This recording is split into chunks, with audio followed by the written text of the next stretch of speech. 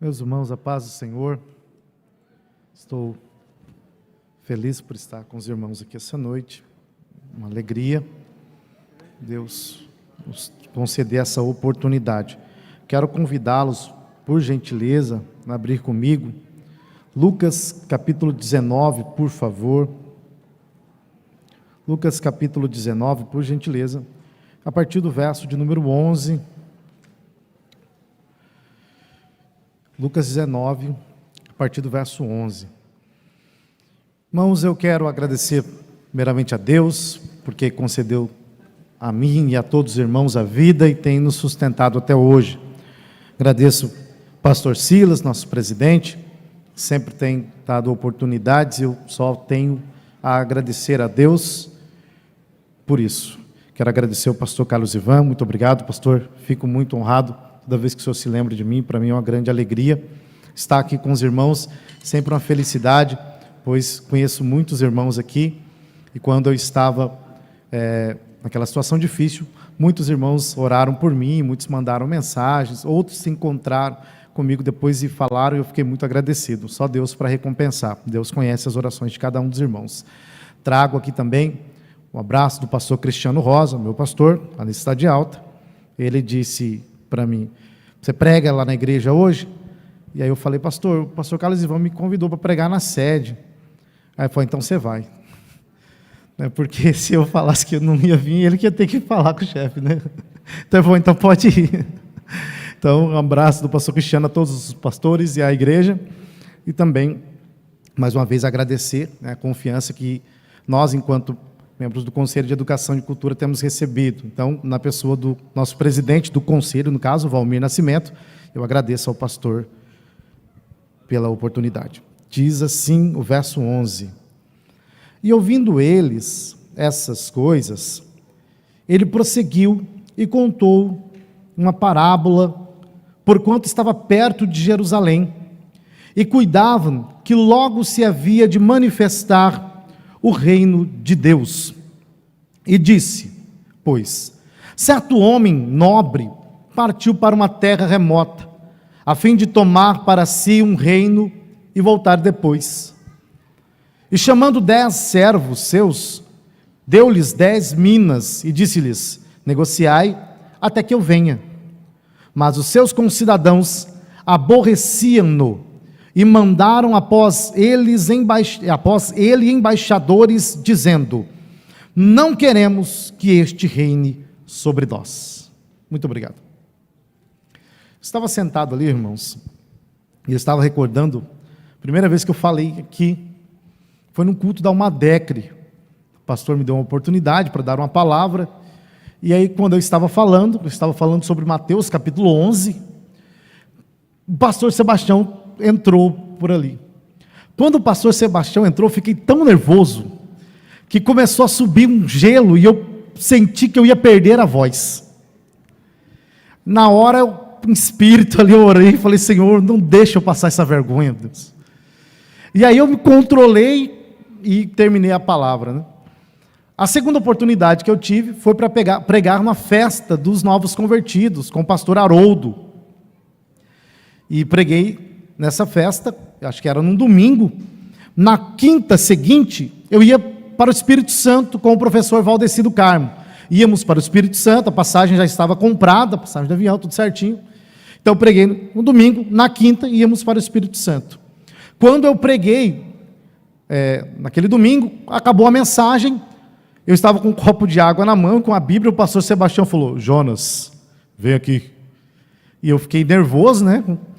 Ele falou assim: você vai fazer alguma coisa sexta-feira? E eu, na quinta, ia para o Espírito Santo. Eu disse: não, pastor. Ele disse: então você pode pregar num trabalho com jovens na sexta-feira, em meu lugar? Falei: sim, senhor, posso sim. Então está fechado, o líder vai falar com você. E aí eu disse para o professor Valdeci: olha, sinto muito, mas eu não posso ir. Porque eu não tinha coragem de falar para o pastor que eu não podia, né? Era a primeira vez que estava falando comigo. Na primeira vez já falar que não dá, né? Eu não ia pegar bem, né? Já queimou o cartucho, né, pastor? Então, na primeira vez, E aí, irmãos, daquele dia em diante, O pastor sempre me deu oportunidades e eu sempre me alegrei com isso. O pastor está com o Senhor, eu continuo recebendo oportunidades aqui em muitos outros lugares e eu continuo louvando a Deus por isso, porque o trabalho de Deus continua, a obra de Deus não para, a obra de Deus prossegue e nós temos a lembrança do pastor Sebastião, que está conosco, exemplo, mas agora a igreja continua crescendo, porque Deus continua trabalhando. Então, isso tudo serve para nós, irmãos, de conforto, consolo, mas também de esperança, porque sabemos que um dia estaremos todos juntos. Mas enquanto isso não acontece, nós estamos aqui pregando a palavra de Deus, anunciando acerca do reino e pregando a respeito de Cristo Jesus. Jesus, ele estava indo para Jerusalém, sabendo que ali seria crucificado. Ele passou por Jericó, e seria a última vez que ele passaria por Jericó, antes de morrer. E muitas pessoas ouviam falar de Jesus, queriam se encontrar com ele, queriam ser notados por Jesus. Não foi diferente com um homem de muita expressividade em Jericó, por nome Zaqueu. Zaqueu, ele era um dos chefes dos publicanos e era um homem muito rico. Ele ouviu falar que Jesus iria passar por ali e ele queria ser notado ou pelo menos ver Jesus de forma mais perceptível. Ele subiu então em uma árvore para poder contemplar Jesus. Quando Jesus passa, Jesus disse: pode descer, Zaqueu, hoje eu vou ficar em sua casa.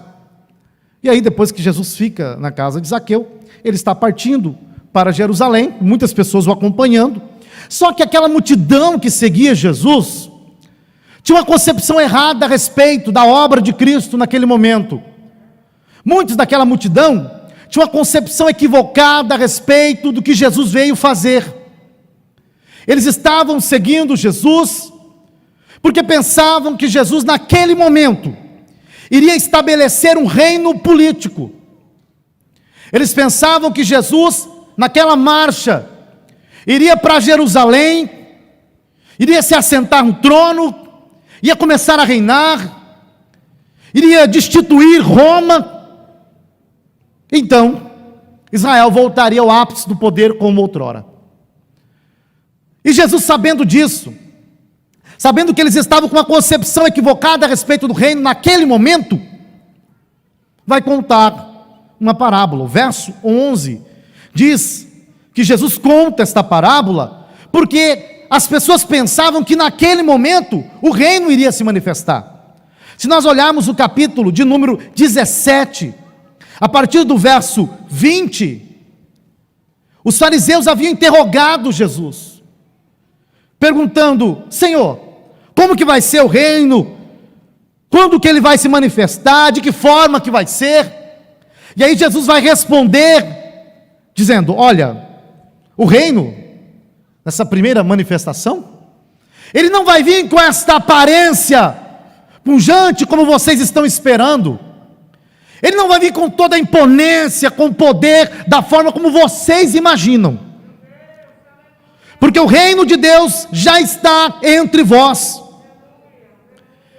Ninguém vai dizer: o reino está ali, o reino está aqui. Não, o reino já está entre vós, Jesus diz.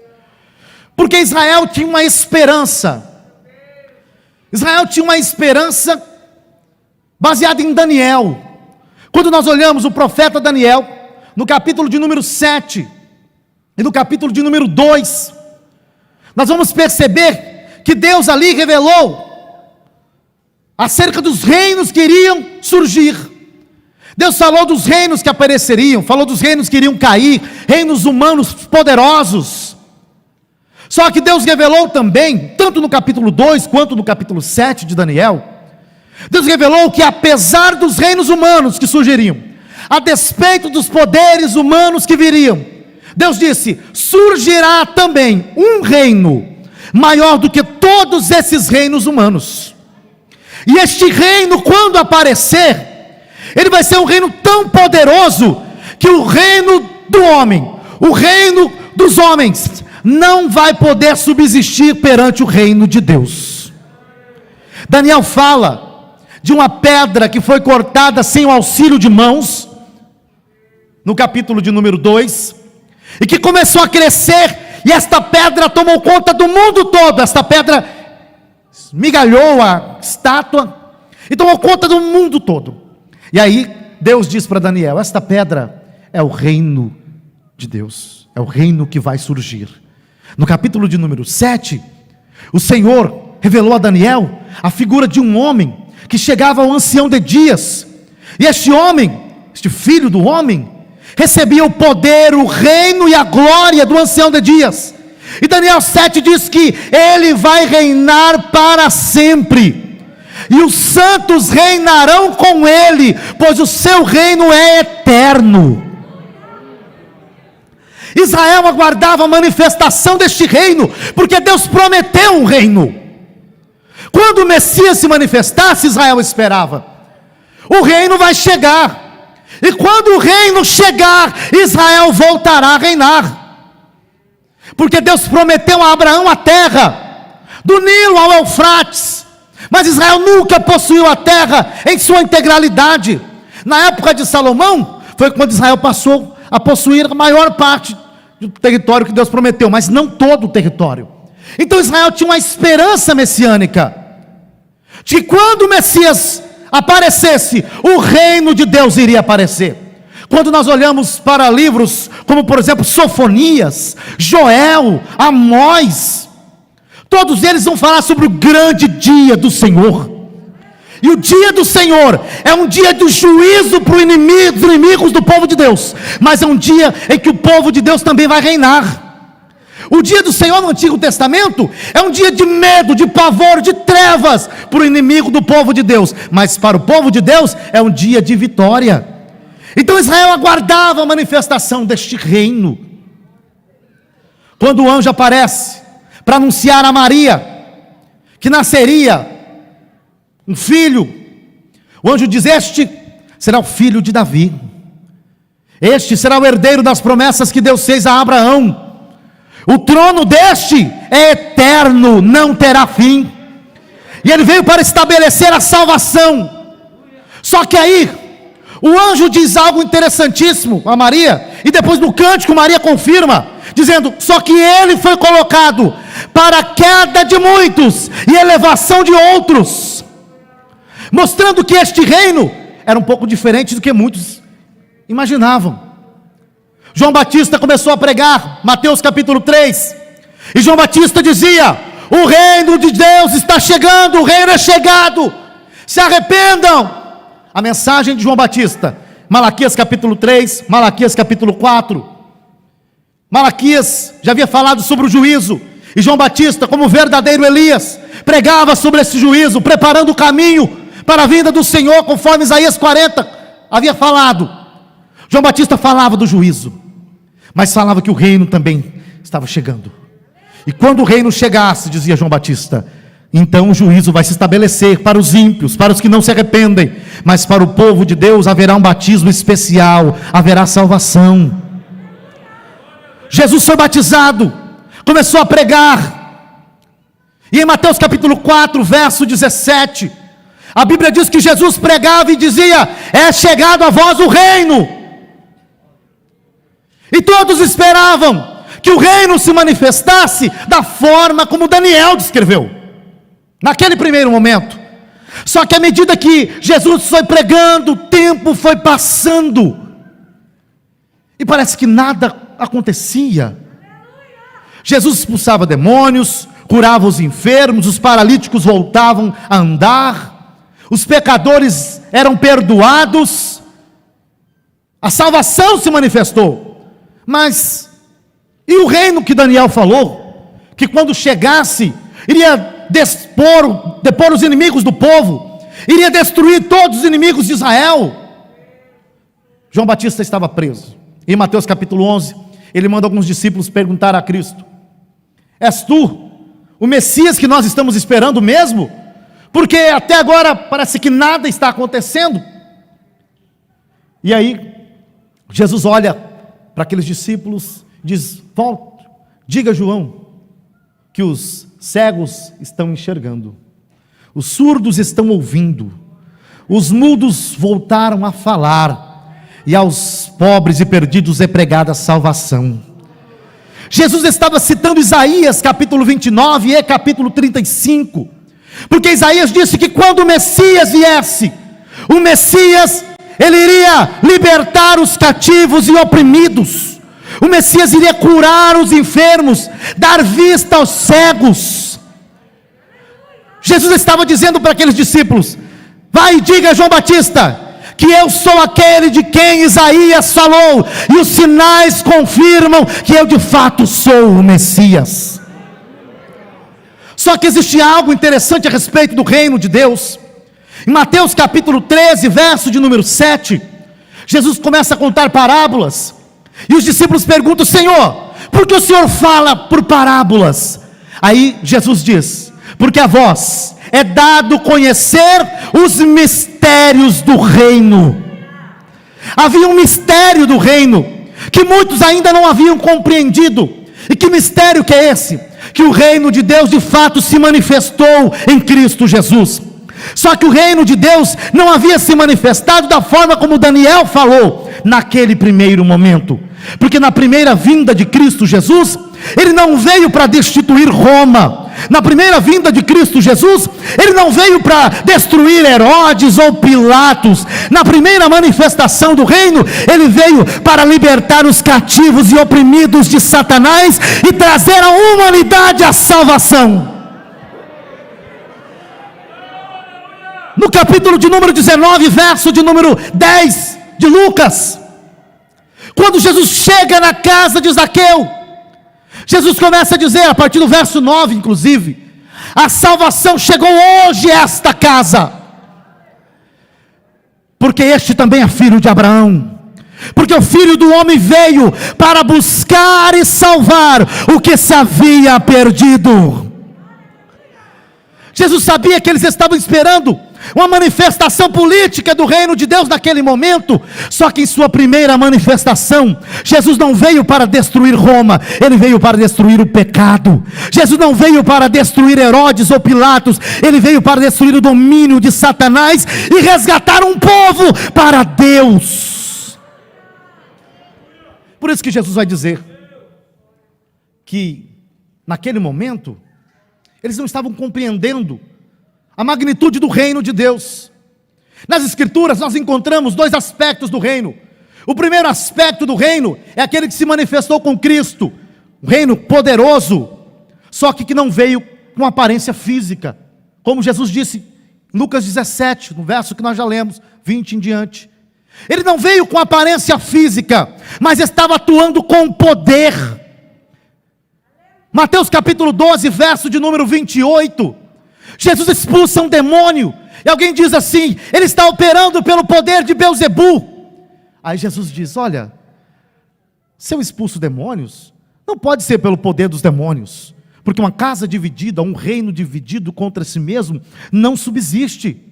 Mas se eu expulso o demônio pelo Espírito de Deus, consequentemente é chegado a vós o reino dos céus. E Lucas capítulo 11 vai citar o mesmo verso, dizendo: se eu expulso demônios pelo dedo de Deus, Lucas 11 diz que é o Espírito de Deus, o reino de Deus se manifestou. Jesus estava dizendo: a prova de que o reino de Deus se manifestou e de que ele está atuando é que o reino das trevas está sendo derrotado, porque aonde o reino de Deus chega, o reino das trevas tem que recuar. Lucas capítulo 10, Jesus envia 70 e diz para eles: olha, pode pregar, aonde vocês chegarem, cure os enfermos, expulse os demônios, e pregue, e diga: aqui chegou o reino, a vós chegou o reino. E se alguém rejeitar vocês, então saia daquele lugar e bata até a poeira, porque ao rejeitar vocês, estão rejeitando o próprio reino. Os discípulos fizeram isso e voltaram alegres, dizendo: Senhor, os demônios se nos sujeitam, porque nós pregamos e os demônios saíram das pessoas. Jesus disse: não fiquem alegres, porque os demônios sujeitam a vocês. Na verdade, se alegrem, porque o vosso nome está escrito no livro da vida, porque vocês são salvos. Aí Jesus diz: porque eu via Satanás cair do céu como um raio. A ideia do texto é que quando os discípulos pregavam e expulsavam demônios, o reino das trevas era derrotado, o reino das trevas caía. Toda vez que o reino de Deus era manifesto, toda vez que o reino de Deus é pregado, que a palavra do evangelho é anunciada, Deus age com poder e autoridade, libertando os oprimidos de Satanás, e o reino das trevas cai, ele é derrotado, porque o reino de Deus se manifesta com poder e autoridade. E nós, irmãos, devemos anunciar este reino. A Bíblia vai dizer que Felipe, em Atos 8:12, pregava acerca do reino. Paulo, Atos 28:23, anunciava acerca do reino. E ele falava que este reino é um reino poderoso. É um reino que já está atuando, que já está manifesto aqui, mas não com seu poder total. Quando olhamos para Mateus capítulo 13, o Senhor Jesus conta a parábola do fermento e do grão de mostarda. Ele diz que o reino de Deus é como um fermento, 3 medidas de fermento, que você coloca na massa, e ninguém percebe, mas vagarosamente ele vai atuando e leveda a massa toda. Ele é como o grão de mostarda, que é uma semente pequena, mas que quando cresce se torna o maior de todos os arbustos. Agora, o reino de Deus é como um fermento. Ele está atuando, está trabalhando. Muita gente não crê, muita gente brinca, zomba da nossa fé, mas o reino de Deus está atuando, e vai chegar um tempo que o reino de Deus tomará conta de toda esta terra. Toda esta terra. Meus Coríntios 15 diz que convém que Jesus reine, falando no contexto da manifestação do milênio e tudo mais, convém que ele reine até que todos os seus inimigos sejam destituídos, e depois ele entregará o reino ao Pai, e se assim Deus será tudo em todos. Os judeus pensavam que o reino se manifestaria naquele primeiro momento, com todo o seu poder e autoridade, mas naquela primeira manifestação, o reino não veio para destruir o poder político dos homens, mas veio para derrotar o poder das trevas. Gálatas capítulo 1 verso 4, Paulo vai dizer que o Senhor nos desarraigou deste presente século mau. A ideia de desarraigar é arrancar com raízes. Sabe, quando eu morava no Paraná, e o lugar que nós morávamos, a terra era terra roxa, e às vezes minha mãe mandava carpir o quintal, e eu não gostava, continuo não gostando. A diferença é que hoje eu não preciso carpir mais o quintal. E aí eu tinha que ir, né? Vai ou... Sabe o que acontece, né? Então, ia eu carpir o quintal. E lá, a enxada lá é muito amolada, porque lá não tem pedra como aqui, né? E eu ia carpir o quintal, carpia, mas quando chovia, logo crescia tudo de novo. Por quê? Porque as raízes estavam no solo. E se as raízes estavam no solo, ela conseguia tirar nutrientes do solo, para poder voltar a crescer. Se as raízes estiverem no solo, a planta consegue voltar a crescer. Mas se você arrancar a planta com raízes, ela vai morrer, porque ela precisa estar com a raiz em algum lugar para poder sobreviver. A ideia do texto de Gálatas 1:4 é de que nós estávamos enraizados neste mundo, enraizados nesta era presente má. Efésios 2 diz que o homem está morto em pecados e delitos e vive conforme o curso deste mundo. Mas o reino de Deus se manifestou, e em Cristo Jesus Ele nos desarraigou desta era presente má, ou seja, nos arrancou com raízes deste tempo. Aí alguém pode dizer, mas se nós fomos arrancados com raízes, então quer dizer que nós vamos morrer? É exatamente isso. Romanos capítulo 6 diz que nós morremos com Cristo para vivermos com Ele. Morremos para este mundo e vivemos para Deus. As nossas raízes não estão mais neste solo. Nós estamos aqui, mas não pertencemos a este tempo. Estamos aguardando a vinda do Senhor Jesus. João 14, Jesus disse: não se turbe o vosso coração. Crede em Deus e crede também em mim. Na casa do meu Pai há muitas moradas. Jesus voltará para buscar a sua igreja. A igreja que está peregrinando neste tempo, mas que não tem mais raízes neste mundo, porque pertencem à eternidade. Por isso que Romanos capítulo 12, Paulo vai dizer: não vos conformeis com este mundo, com este tempo, com esta época, com este século. Este mundo não é a forma, o padrão que dita a forma como a igreja vai viver, porque a igreja não está com as raízes mais deste mundo. A igreja está aqui, mas não pertence a este mundo. A igreja pertence aos céus. Filipenses capítulo 3, a partir do verso 20. A nossa pátria celestial é aquela. Nós estamos com Abraão, conforme diz Hebreus capítulo 11, deixando a cidade que morava para trás, caminhando, olhando para a cidade eterna, cujo artífice e construtor é o próprio Deus. Somos peregrinos aqui, irmãos. Estamos aqui, mas não pertencemos a este tempo. O reino de Deus está trabalhando com poder. O reino de Deus está atuando. Colossenses capítulo 1, verso 13, Paulo vai dizer que nós fomos transportados do reino das trevas para o reino do seu Filho amado, ou seja, o reino de Cristo. Nós já pertencemos ao reino do Senhor. O reino de Deus já se manifestou, mas não de forma plena, total, com poder total. E é por isso que em Mateus, capítulo de número 6, o Senhor vai dizer bem assim: quando fordes orar, ore assim: venha o vosso reino. Porque nós já pertencemos a este reino. Mateus capítulo 13 diz que somos filhos do reino. Já pertencemos ao reino de Deus. 2 Coríntios capítulo 5, verso 20, Paulo diz que somos embaixadores de Cristo. Aonde nós chegamos, o reino de Deus chega através de nós. Mas nós ainda continuamos orando e dizendo: Senhor, venha o teu reino, seja feita a tua vontade, assim na terra como nos céus. Vai chegar um tempo em que este reino vai se manifestar de forma plena, e a vontade de Deus vai ser feita de forma plena, tanto na terra como nos céus. Nesse texto que nós lemos, Jesus mostra isso. Ele diz: olha, o meu reino é semelhante a um homem que foi a uma terra distante receber o reino. Mas ele olhou para os seus súditos e disse: ó, vocês vão ficar com atividades aqui. Você vai fazer tal coisa, você tem aqui algumas minas, você algumas minas, você algumas minas. Administre aquilo que eu estou te dando. Enquanto eu estiver fora, você tem trabalho para fazer.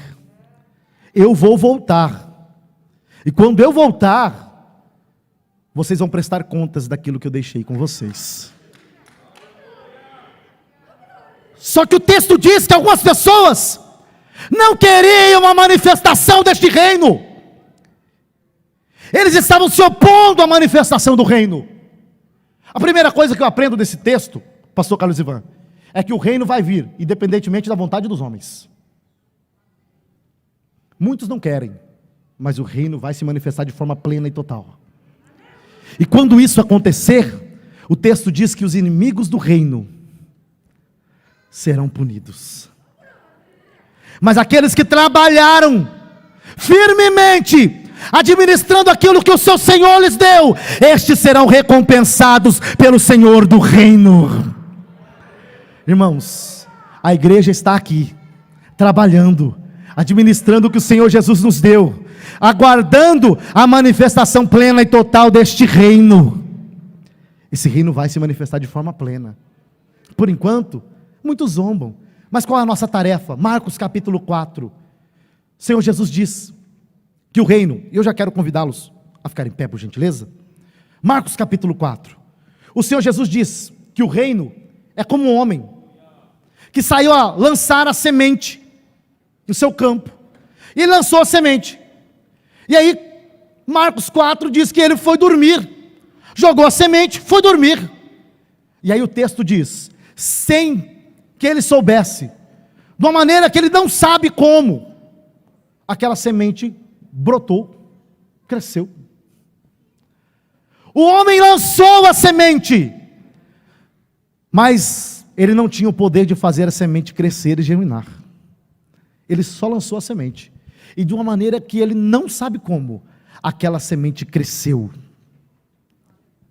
Marcos 4 está dizendo: assim é o reino de Deus. Nós devemos lançar a semente, Mas quem faz a semente brotar e crescer é o próprio Deus, Ele é o dono do reino.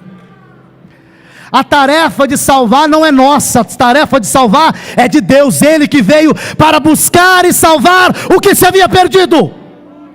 Mas nós pregamos a palavra de Deus, anunciamos este reino poderoso. Paulo em 1 Coríntios capítulo 3, ele começa a falar sobre isso já no capítulo 1 também. Ele diz: olha, irmãos, nós não precisamos ficar disputando e brigando. Por quê? Porque a obra não é nossa, a obra é de Deus. Somos lavoura de Deus, disse Paulo. De maneira que um planta, outro rega, mas é Deus quem faz a lavoura crescer, porque a lavoura é dele, a igreja é do Senhor. Nós pregamos a palavra, nós ensinamos, mas a igreja continua progredindo, porque ela pertence a Deus, o reino é dele, o reino está atuando. Irmãos, este reino vai se manifestar. Quando a igreja for arrebatada, nós não sabemos quando vai ser, pode ser agora, pode ser daqui a 10 minutos, pode ser amanhã, não sabemos quando. Quando a igreja for arrebatada, for tomada pelo Senhor, conforme diz Tessalonicenses 4, a primeira carta, a igreja vai passar pelo tribunal de Cristo, os mortos em Cristo ressuscitarão primeiro, com um corpo glorioso, todos subiremos juntos a encontrar com o Senhor Jesus nos ares. Enquanto isso aqui na terra está acontecendo, grande tribulação, 7 anos, 3 anos e meio de falsa paz, 3 anos e meio finais, conforme nós entendemos a partir de Apocalipse, e Daniel também fala sobre isso. Aqui na terra, o anticristo governa. Apocalipse capítulo 13, fala da besta que surge do mar, o anticristo, que receberá do dragão, Satanás, o seu poder, o seu trono, poderio, vai governar com o poder de Satanás. E aqui na terra, os homens estão vivendo sobre um governo satânico, mas a igreja não estará mais aqui, a igreja estará com o Senhor Jesus, passando pelo tribunal de Cristo, pelas bodas do Cordeiro. A igreja estará com Cristo.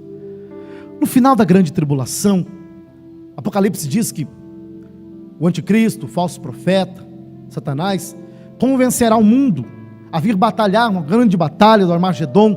Entendemos que é uma guerra contra a nação de Israel, quando Israel vai estar encurralado naquele vale do Meguido, como alguns pronunciam.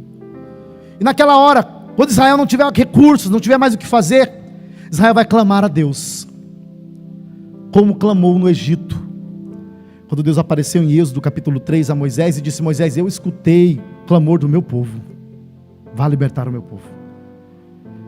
Deus vai ouvir o clamor de Israel, e naquela hora, o Senhor Jesus vai descer, conforme Apocalipse 19 descreve, montado em um cavalo branco. Nessa hora, a Bíblia diz que os céus vão se abrir, os céus vão se abrir. Quando o céu se abrir, os homens olharão para os céus, e verão nos céus o sinal do Filho do Homem, vindo sobre as nuvens dos céus, com poder e grande glória. Jesus vai descer no Monte das Oliveiras, o mesmo monte que ele estava chorando antes de ir para o Calvário, e gemendo, suando gotas de sangue. E quando ele descer, vai se cumprir Zacarias 12:10, que diz assim: naquela hora, derramarei do meu espírito de súplica e de graça sobre Israel, e olharão para mim a quem traspassaram, e chorarão e prantearão, como quem chora a morte de um filho. Nesta hora Israel vai reconhecer que Jesus é o Messias, que eles rejeitaram. Israel vai derrotar o reinado de anticristo com seus exércitos, vai descer pelo Monte das Oliveiras, passar pelo Vale do Cedron, entrar na porta dourada que está fechada hoje, porque os islâmicos fecharam para Jesus não entrar, mas quando fizeram isso, cumpriram Ezequiel, dizendo que essa porta estaria fechada até quando o Messias viesse. Sem saber, eles cumpriram a Bíblia. Vai entrar por esta porta, vai se assentar no trono de Davi, e vai governar por 1000 anos nesta terra, juntamente com a igreja, sobre todo o mundo. Este reino é real, este reino é verdadeiro, este reino é poderoso. Eu já vou encerrar, irmãos, já vou encerrar. Mateus capítulo 3 diz que este reino é como uma pérola preciosa, que quando alguém encontra, vende tudo que tem para comprar. Este reino é como um tesouro, que quando alguém encontra, vende tudo que tem para comprar. Se preciso for, perca tudo que você tem, mas não perca o reino de Deus. Não abra mão deste reino. Não deixe que nada deste mundo te tire do caminho deste reino. A Bíblia diz que Acabe se vendeu por causa de uma herança terrena. Que nós não sejamos assim, que nós possamos buscar este reino, aguardando a sua manifestação. Eu quero fazer um convite essa noite. Se porventura alguém aqui que ainda não serve a Cristo Jesus, ou alguém que está ouvindo pela internet, que ainda não serve Jesus, que ainda não pertence a este reino, que ainda não tem o nome escrito no livro da vida, não é cidadão deste reino. Este reino tem uma herança. 1 Pedro capítulo 1, a partir do verso 3. Uma herança incorruptível, incontaminável, guardada nos céus para nós. Há uma herança. Você quer ser herdeiro? Quer ser cidadão dos céus? Quer entrar neste reino? João capítulo 3, é necessário nascer de novo para entrar no reino. O caminho do reino é o caminho da cruz. Quem recebe a Cristo, recebe o reino. Se você quer, eu te convido a entregar a sua vida a Cristo Jesus essa noite. Se há alguém porventura nesta noite, eu te convido a sair do seu lugar, vem aqui à frente. Nós vamos orar por você. E você, agora, a partir desse momento, se torna um cidadão do reino de Deus. Se há alguém, eu te convido. Se há alguém na internet, escreva seu nome aí, diga: eu aceito. Nós temos pessoas aptas a pegar o seu nome, a orar por você. Se há alguém nessa noite que necessita de oração, por alguma enfermidade, pela família, por algum ente querido que ainda não serve ao Senhor Jesus, eu quero te convidar a sair do seu lugar e vir aqui à frente rapidamente, respeitando o distanciamento. E nós vamos estar orando. Este reino é um reino poderoso, e é um reino que cura, que atua. Os sinais deste reino, da presença do reino, é libertação, é restauração, é cura. Deus ainda está trabalhando, irmãos. Deus não parou de trabalhar. Se porventura houver alguém, pode sair do seu lugar e nós vamos estar orando. Feche os seus olhos essa noite. Diga: Senhor Jesus, eu quero, Pai, eu quero morar com o Senhor Jesus na glória. Eu quero ser um cidadão deste reino. Eu quero ser um filho do reino, Pai. Eu quero governar com o Senhor. Senhor, o Senhor conhece a minha vida, o Senhor conhece a minha família, o Senhor conhece a minha história, o Senhor sabe tudo a meu respeito. Que o Senhor possa entrar com providência, que o reino de Deus se manifeste de forma poderosa em minha vida, e quebre os grilhões, quebre as cadeias. Senhor, que nada deste mundo venha tirar a minha atenção deste reino, que eu venha buscar em primeiro lugar o reino, que o reino venha ser uma prioridade em minha vida. Tudo que eu venha fazer, que a minha profissão, que os meus estudos, que o relacionamento que nós temos, tudo seja para a glória do Senhor Jesus e engrandecimento do seu nome. Que nós venhamos viver para o reino, porque somente assim nós poderemos ser felizes. O Senhor Jesus disse: não temas, porque a vós, pequeno rebanho, vos destinei o reino.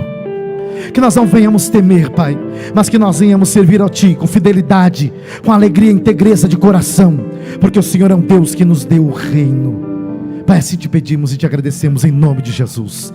Deus abençoe, irmãos. Obrigado, pastor.